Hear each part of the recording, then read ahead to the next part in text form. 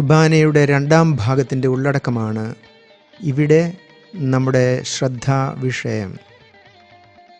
കുർബാനയിൽ കൗദാശികമായ കൃതജ്ഞതാസ്തോത്ര പ്രാർത്ഥനയിലേക്ക് അഥവാ അനാഫറയിലേക്ക് പ്രവേശിക്കുന്നതിന് മുമ്പ് വരുന്ന ഭാഗമാണിത്.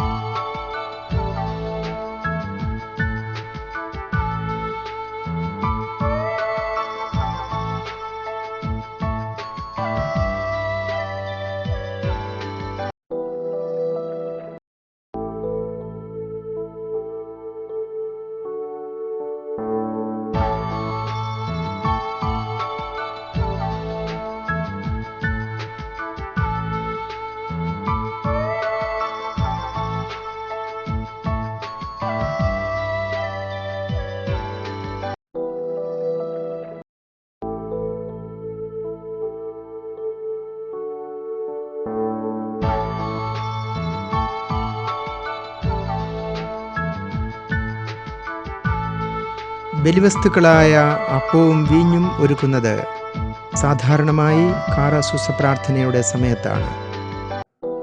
അൾത്താരയുടെ ഇരുവശങ്ങളിലുമുള്ള ഉപപീഠങ്ങളിന്മേൽ അവ ഒരുക്കി വയ്ക്കുന്നു. ഈശോയുടെ ജീവിതാർപ്പണ രഹസ്യമാണ് ഇവിടെ പരികർമ്മം ചെയ്യുന്നതെന്ന് വ്യക്തമാക്കുന്നതാണ് ഒരുക്ക പ്രാർത്ഥനകൾ. ആകയാൽ മിശിഹായുടെ ശരീരം, രക്തം എന്നീ വാക്കുകൾ തന്നെയാണ് ഇവിടെ ഉപയോഗിക്കുന്നത്.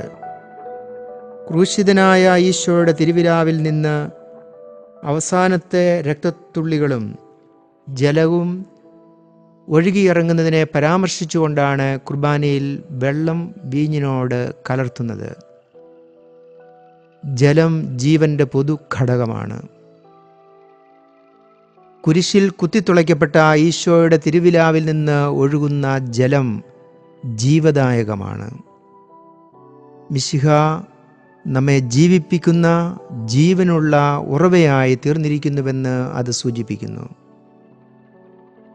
ക്രൂശിതനിൽ നിന്ന് പുറപ്പെടുന്ന പരിശുദ്ധാത്മാവിനെയും മാമോദിസ ജലത്തെയും അത് പ്രതിനിധാനം ചെയ്യുന്നു. ഇവിടെ രക്തം പരിശുദ്ധ കുർബാനയെ സൂചിപ്പിക്കുന്ന പ്രതീകമാണ്. മാമോദിസ ജലവും കുർബാനയിലെ ബലിരക്തവും മിശിഹായുടെ കുരിശിലെ ബലിയർപ്പണത്തിൻ്റെ ഫലങ്ങളാണ്. ആദത്തിൻ്റെ പാർശ്വത്തിൽ നിന്ന് ഹൗവ ഉണ്ടായി എന്ന ഉൽപ്പത്തി വിവരണവുമായി നാം പരിചിതരാണ്.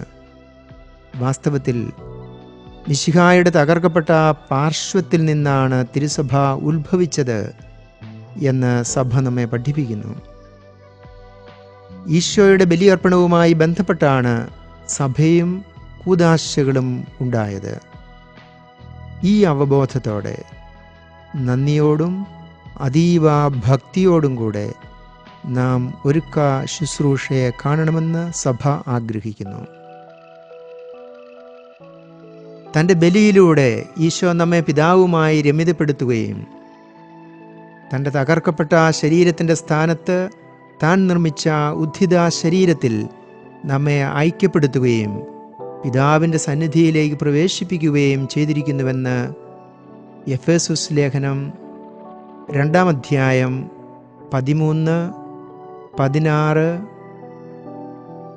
18 മുതൽ 22 വാക്യങ്ങളും 1-ാം അധ്യായം 22, 23 വാക്യങ്ങളും നമ്മോട് പറയുന്നു. തൻ്റെ പരമമായ സ്നേഹത്തിൽ സകല മനുഷ്യരെയും തന്നോട് ചേർത്ത് പിടിച്ച് ഈശോ നമുക്കായി പിതാവിന് സ്വയം പൂർണ്ണമായി സമർപ്പണം ചെയ്തിരിക്കുന്നു. അവിടുന്ന് ഇത് ചെയ്തതും ചെയ്യുന്നതും കാൽവരിയിലെ ബലിയർപ്പണത്തിലൂടെയും ഉയിർത്തെഴുന്നേറ്റ് സ്വർഗാരോഹണം ചെയ്ത പിതാവിൻ്റെ സന്നിധിയിൽ നിത്യപുരോഹിത ശുശ്രൂഷ നിർവഹിക്കുന്നതിലൂടെയുമാണ്. ഇപ്രകാരം നിത്യാസമർപ്പണം ചെയ്തിരിക്കുന്ന മിശിഹ ചരിത്രത്തിൻ്റെ ഓരോ ഘട്ടത്തിലും ജീവിക്കുന്ന മനുഷ്യരെ തന്നോട് ചേർത്ത് പൗത്രീകരിച്ച് പിതാവിന് സമർപ്പിക്കുന്ന അത്ഭുതകരമായ ദൈവിക പ്രവൃത്തിയുടെ രഹസ്യമാണ് കുർബാനയിൽ നാം ഇവിടെ ആഘോഷിക്കുന്നത്. നമ്മുടെ രക്ഷയ്ക്ക് വേണ്ടി തന്നെ സമർപ്പിച്ചവൻ്റെ തിരുസാന്നിധ്യത്തിൻ്റെയും സമർപ്പണത്തിൻ്റെയും രഹസ്യങ്ങളാണ് നാം ഇവിടെ പ്രതിരൂപാത്മകമായി ആചരിക്കുന്നത്. കാറസൂസ പ്രാർത്ഥന സമാപിക്കുന്നത് നമുക്കെല്ലാവർക്കും ഒരുമിച്ച് നാം ഓരോരുത്തരെയും പിതാവിനും പുത്രനും പരിശുദ്ധാത്മാവിനും സമർപ്പിക്കാം.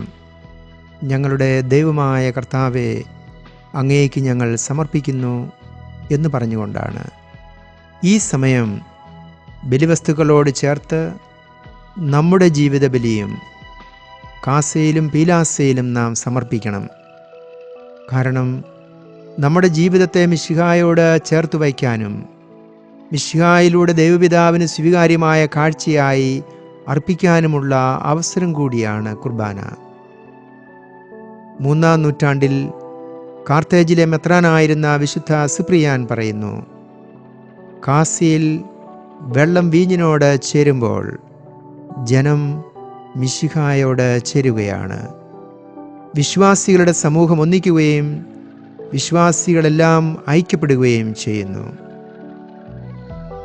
വെള്ളം വീഞ്ഞിനോട് ചേരുന്നത് പോലെ നമ്മുടെ മനുഷ്യ പ്രകൃതിയും ജീവിതമാസകലവും മിശിഹായുടെ ദൈവിക സ്വഭാവത്തോടും ഉത്ഥിത ശരീരത്തോടും ചേർത്ത് വയ്ക്കുകയാണിവിടെ.